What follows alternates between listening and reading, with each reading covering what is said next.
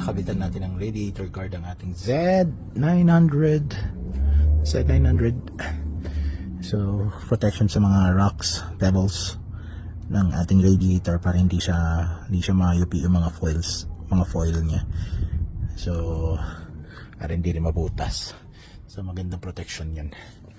Hindi naman siya mag-overheat kasi unang-una malamig naman dito sa Canada. So, kaya mamaya pakita ko sa inyo.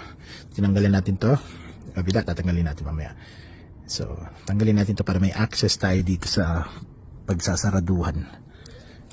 Yan. Okay, natanggal na natin yung cover dito.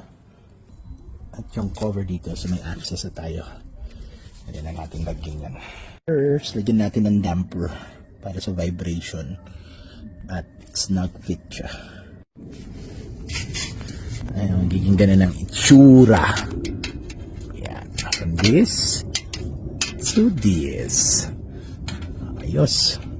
So, i-screw na lang natin. Lagyan natin ng damper. And then we're good. From this to this. So, ayun na. Nakabit na.